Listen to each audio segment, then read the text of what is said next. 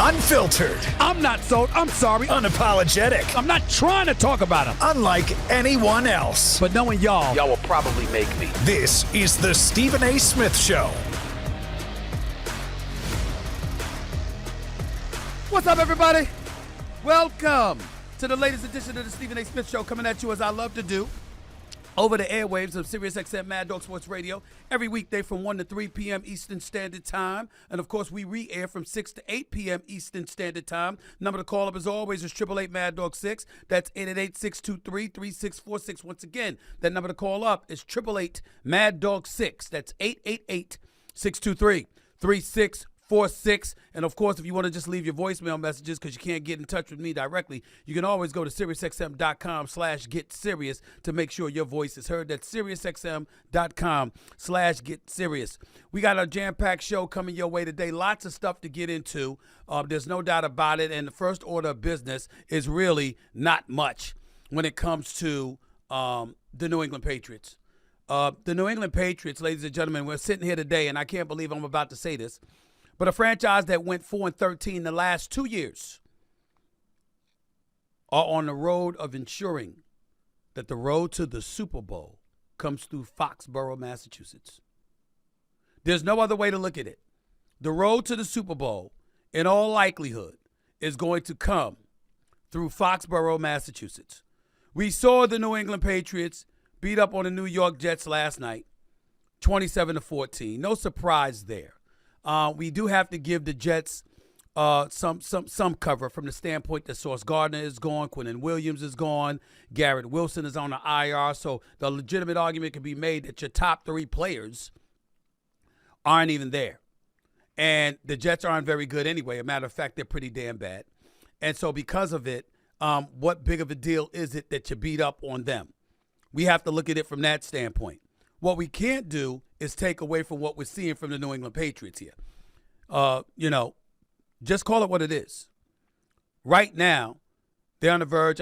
Barring what happens this weekend between Denver and Indianapolis, the New England Patriots have the best record in football.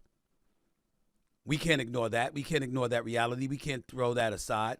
They also have signature wins both on the road against Buffalo and Tampa Bay.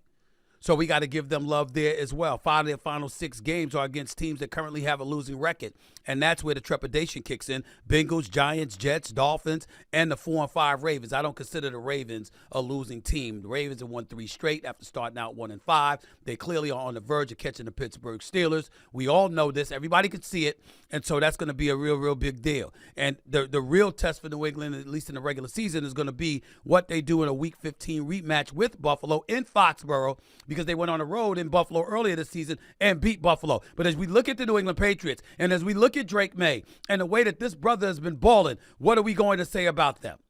Right now, last night, forget his stats. 107.6 passer rating, so what? It was against the New York Jets, okay? We get that part. But the man has passed for at least 200 yards in every single game, all 11 games this season for the New England Patriots. He's had a passer rating of at least 100 in 9 of the 11 games that he's played. He's in year 2 of being a quarterback with Mike Vrabel as his coach. And this is what he's doing. Let's not forget Stephon Diggs and what he's been doing. 9 of 11, 9 catches, 11 targets, 105 yards, his third 100-yard game of the season. What about this? Travion Henderson, a rookie. Career high 19 rushing attempts. Already has 5 touchdowns over the last 2 games with Ramondre Stevenson being out. I'm just looking at that. And by the way, forced a career-high 9 missed tackles across 24 touches against the Jets. That's Travion Henderson, a rookie.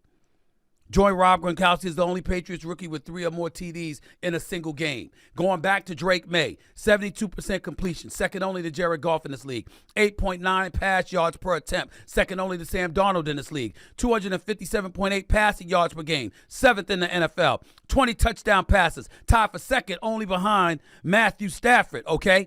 And a 113.2 passer rating is 5th in the National Football League. The New England Patriots have a quarterback. And if anybody's going to be particular about the level of production they're getting from a quarterback, it's going to be the folks in Foxborough, because Tom Brady spoiled you for 20 years. So to see this brother doing what he does on the level that he is doing it, with Mike Vrabel, a 3-time Super Bowl champion with the New England Patriots, coaching this team. With them being balanced, with a decent defense, with a decent offense, with decent special teams, with toughness. We can't ignore what we're seeing from the New England Patriots. So to me, that begs the question, who's that team that's going to knock them off in the AFC? Is it Indy, if you got to go on the road to Foxborough? Is it Kansas City? But are you going to make the plays? You going to handle your business against Denver this weekend? Is it Denver, whose offense doesn't show up until fourth quarters most of the time? Is it the Chargers, who's on a come-up despite injuries, still having Justin Herbert, still having Jim Harbaugh, still being able to make some things happen? I'm wondering, is it the Baltimore Ravens? Is it Lamar Jackson? Let me say this, because I want to put this out on Front Street, because I like to be honest with my listeners, viewers, and all of that. I'm not going to front, y'all. Yeah, I'm a Steelers fan. I don't believe in them. I don't believe in what I'm seeing. Their defense sucked for most of the year. And when their defense got decent over the last 2 weeks, their offense sucked. So guess what? I'm not enamored. I'm not happy. Okay? And Aaron Rodgers has had a relatively decent season up until last game. But DK Metcalf averaging 36.5 receiving yards over the last 3 games is unacceptable. You needed to go out there and get another asset from a wide receiver standpoint, which is why the Steelers were supposedly, reportedly, one of the teams that went after Jalen Waddle and didn't get him, just like the Buffalo Bills should have got Jalen Waddle. How the hell do you not give up a first-round pick in 2026, holding out to give it in 2027? What type of damn sense does that make when you got Josh Allen behind center? He needs a pass catcher. That's what he needs. You can't sit up there and deny him the opportunity to have an additional pass catcher if that's the only impediment to grabbing one. Now, if they wanted more, they wanted more. But instead of getting a first-round pick in 2027, the Dolphins wanted a first-round pick in 2026, and you said no? What difference does it make? It's got to be one of the dumbest things that I think Buffalo has done. And I respect the hell out of them in their leadership. But what are you doing? What are you doing? So all of that stuff is relevant. But I just think that right now, as we look at New England, we have to acknowledge, yo, these boys are no joke. They ain't playing. Here they come. And you better pay attention, because there's a lot to think about when it comes to them. 888 Mad Dog 6 is always the number to call up. That's 888-623-3646. You're listening live to the Stephen A. Smith Show, Sirius XM, Mad Dog Sports Radio. That's just one of the things on my mind, because I think it's important to mention. And I don't think it's something that you can summarily dismiss or ignore. That's where I'm at with it. The other thing I wanted to get into, which I find very, very interesting, and it's funny because one of the reasons I'm thinking about it is because of the doggy dog himself, Mad Dog Russo, who comes on with his afternoon drive show at the top of the 3 o'clock hour every weekday right here on Sirius XM, his namesake Mad Dog radio channel. This dude was on national television a few weeks ago complaining like all get out about the weak-ass schedule of the NFL that week. Like it's the NFL's fault. They make a schedule in advance, and then the teams stink up the joint, and the game ain't as compelling as he would like. I mean, he'll complain about anything. That's why he's mad, though. He'll complain about anything, okay? Which is hilarious. He can't complain this week. Ladies and gentlemen, we got 3 big-time games we got to pay attention to. I already mentioned one of them to you.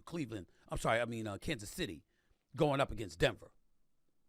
Kansas City going up against Denver. That's a big game.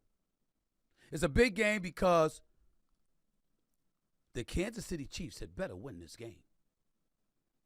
We are 10 games in. They are 5-4 entering week 10 for themselves. Okay? They lose this game. They're already 3 games behind. Denver's at 8-2. They are 5-4. 2.5 games. They lose this game. They 5-5. Denver's 9-2. It's a wrap. It's a wrap. You're not going to win the division. You're not going to have a shot at winning the division if you're the Kansas City Chiefs and you lose this game. Other than the playoffs and the Super Bowl, one could easily argue this is the most important regular season game of Patrick Mahomes' career, because the man been winning since he arrived. Every single year he's been a starting quarterback. They've been in an AFC championship game. The brother is surreal. We know this. And we're looking at the rest of the parts around him. Juju Smith-Schuster. You got Thornton. You got Xavier Worthy. You got Rashee Rice. Pacheco's out, but Kareem Hunt is still experienced. Somebody got to run a damn football. You got a decent defense with Spagnuolo patrolling the seams and Stewart in the defense. Andy Reid is still there helping call plays. I mean, calling plays, really. What excuse do you have? You can't lose this game. Can't lose this game. You cannot lose this game if you are the Kansas City Chiefs. And Denver, with the way their offense has struggled, as putrid as they have been. I mean, come on. You got to win this game. Because Denver's defense is no joke. Plus 35. Plus 35. Sack differential compared to anybody else in the National Football League. First 10 games of the season. That's what they've recorded. Nobody has done that in NFL history. Not the Steelers defense, the steel curtain. Not doomsday defense with the Dallas Cowboys. Not we are the Bears, the shuffling crew. Shuffle all down, do it for you. We're so bad, we know we're good. Remember the Chicago Bears 1985? Not them either. Not the Baltimore Ravens with Ray Lewis and those boys. Nobody has had a plus 35 sack differential in NFL history after 10 games until Denver did it just now. They are no joke when it comes to getting after the quarterback. And we know that is Patrick Mahomes' Achilles heel. Just like it was Tom Brady's Achilles heel against the New York Giants in those two Super Bowls in 07 and 2011. It's been a problem for Patrick Mahomes against Tampa in the Super Bowl, against Philly last year. This is what it is. You got to protect that brother. And if there's a team that's saying you can't and you won't, it's the Denver Broncos. So this is what we're looking at right now. This is what we're facing. Right now, to me, that's one of the big-time games this weekend. Here's two others. Detroit heading to Philly. Detroit heading to Philly. And I know we try to act like,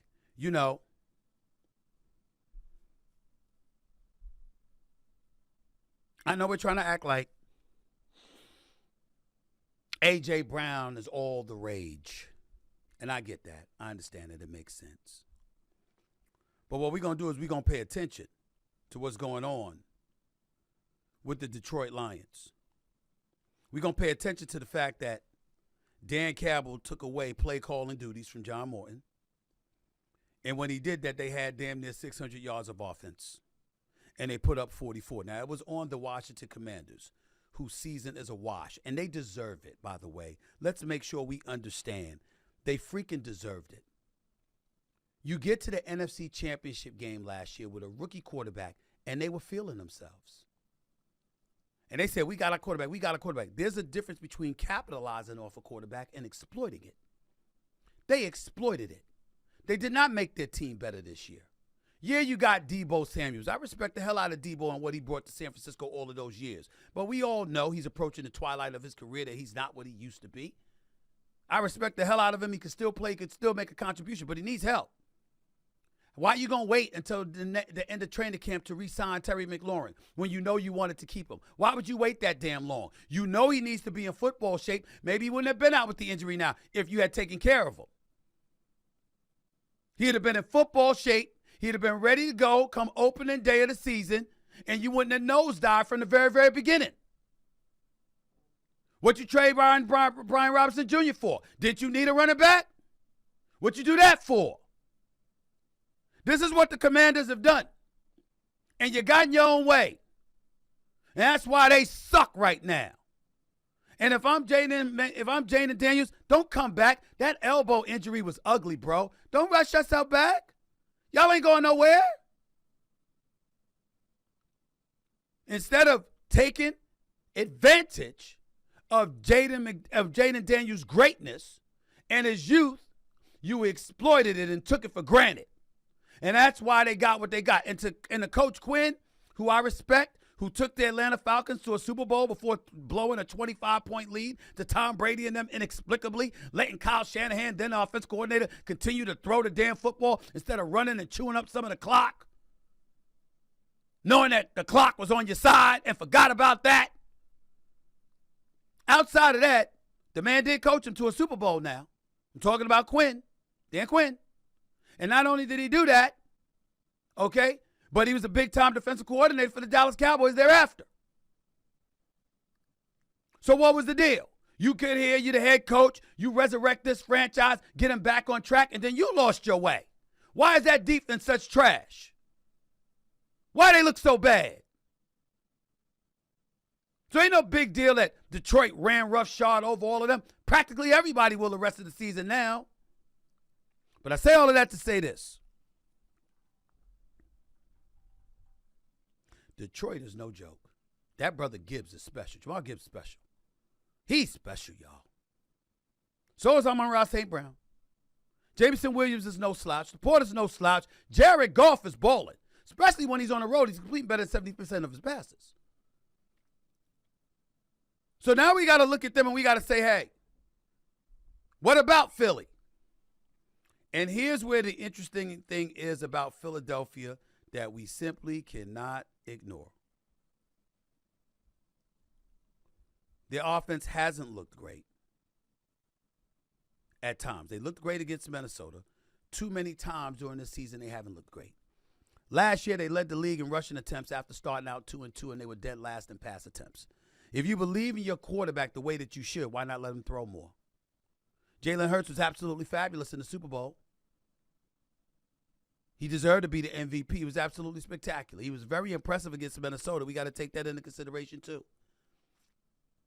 And that pass to A.J. Brown to seal a deal certainly helped. Just like A.J. Brown was a man amongst boys against L.A. when they beat the Rams.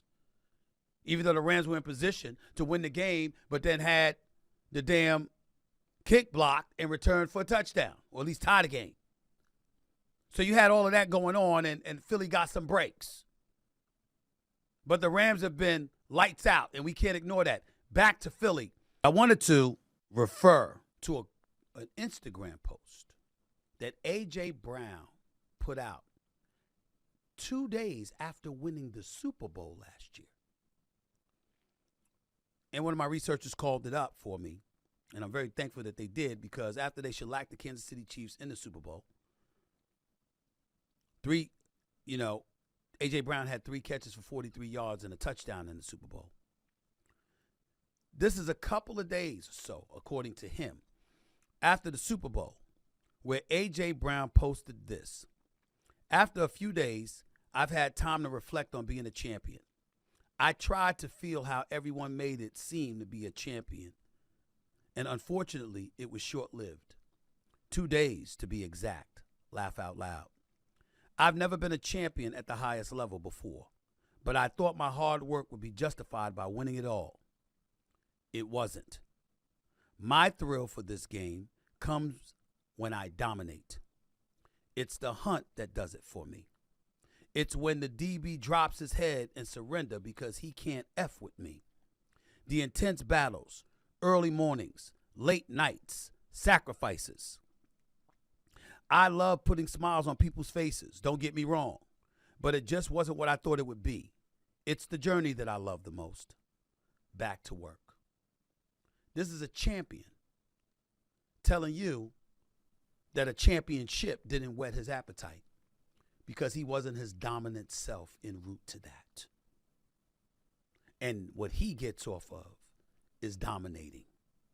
Cam Newton, on First Take this morning, had a response to that. And I'll get that sound for you a little bit later on in the show because I think you'll be interested in hearing that. But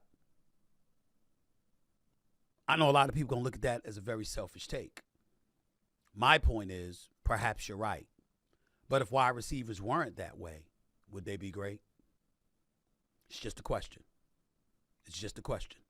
888 Mad Dog 6, that's 888-623-3646. You're listening live to the Stephen A. Smith Show, Sirius XM Mad Dog Sports Radio. I just thought it was important to point out because I think that's also a big-time game of the week. Philly versus Detroit, hosting Detroit.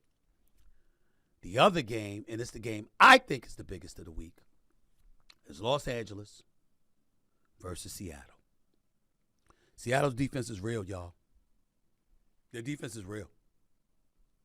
And by the way, not to get it twisted, Sam Darnold, the quarterback, the former quarterback, number 3 overall pick of the New York Jets, the former quarterback for the Minnesota Vikings who got them to a 14-2 record last year before nosediving in the season finale against Detroit with a division title on the line and then losing in the playoffs as the quarterback for the Minnesota Vikings to the Los Angeles Rams, which made them boot him out the door and let J.J. McCarthy take over. That same Sam Darnold is in Seattle playing like an MVP candidate. that same Sam Darnold. And that defense is physical as hell. And that home crowd is big time as hell. And I can assure you, no one should want to go to Seattle to play a playoff game out of the NFC this year. Shouldn't want it.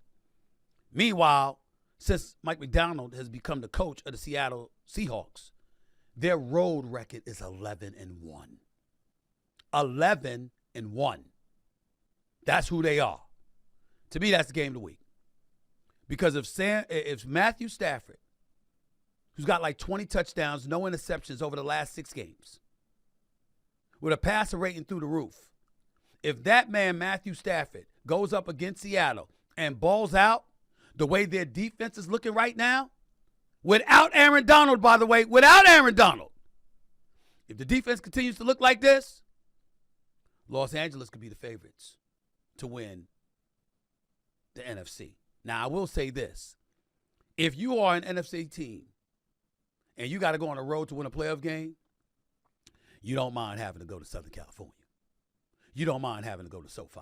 It's a beautiful, beautiful stadium. Beautiful, beautiful compounds. And there are worse things to happen to a road team than having to play in Los Angeles. Seattle would be far more difficult, in my estimation. This is the game of the week, y'all. That's what I say. What do y'all say? 888 Mad Dog 6 is the number to call up. This 888-623-3646. To the phones we go.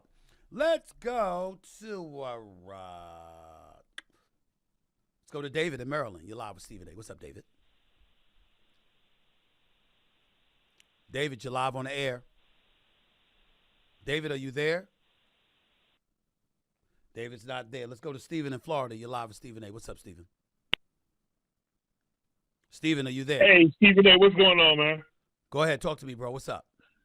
All right. Well, the one thing that I noticed about this time of year is that you and all you guys on First Take, y'all have brought up about 9 to 10 teams who have a chance to be playing that Super Bowl game in my neck of the woods in Northern California in February. Now, okay, so what's the problem with that? What's the problem with that? How many teams there's no problem. No problem with that at all. None at all. Okay, I'm just saying that 2 of the teams you got playing tonight, Detroit and Philadelphia. Okay. You know, but it's just like I love this debate about teams. We have no idea. It's just a pleasure to sit and watch and enjoy all that, you know? So that's what you're whoa. So that's what you're doing? You calling up on a radio show, taking time out of your busy schedule in life to be on hold, to talk to me, to talk about how pleasant it is that we got so many teams to celebrate? That's your take? That's why you were on hold to say that? Actually, no. If you give me a chance, I was hurry up. You don't have that much of a chance. That's the point. It's a radio show, live. Go. What's your point? I got you. I used to host one. I understand all that. Well, now, you better hurry up then. You should know better. All I was going to say is it pains me as a lifelong Raiders fan, not just enjoy this right now, but all I got to do is just deal with it and just handle it. That's all I could do. See, that's what this is about. You called up and delayed the obvious. What you really want to do is bitch and moan about the Raiders, but you knew that couldn't be your lead point. So you had to bring up the other stuff to delay why you really called, which is that you're sad as hell, that your Raiders are as pathetic as hell. That's what you wanted to say, isn't it? Well, your Pittsburgh Steelers ain't exactly. They better than y'all. What you think? They better than y'all. They in first place at the moment. This ain't the time. Have a nice day. Get out of here. Get out of here, Steven. Call back with a short point. And got the nerve to sit up there and say, you're going to host a radio show. Is that what you did when you was hosting a radio show? Waiting 25 minutes to get to the lead? Is that what you did? Is that what you did? Because that ain't going to work. Not on this show. And by the way, let me say this to all of y'all. I appreciate the love. First of all, Steven, thank you for calling. I love when callers call in. I love showing y'all I'm one of those cats. I don't mind callers. I love y'all. Y'all can call in all day, every day. I can do a show without guests any day of the week just to talk to the callers. I love it. I love it when the lines are filled. I love it when y'all call up in here. But I'm going to tell y'all something right now. I ain't one of those dudes. I got enough of my fill of the laudables and all of that stuff when it comes to General Hospital. I love the love. Don't get me wrong. But when you call up to this show, understand I need you to get to your damn point. There are people on the line waiting. Let's stop with all the laudables and applaudables and all of this other stuff and delaying minutes to get to your damn point. Call up to the show and get to your point. You can say something nice, that's cool, but make it quick. Get to your point. Because if you don't, I'm going to get you up out of here because I got other callers to get to. That's how I roll. In case y'all forgot. Ain't changing. I was this way when I was on Mad Dog Radio 10 years ago. I'm this way if I'm on First Take. I'm going to be this way now. It's who I am.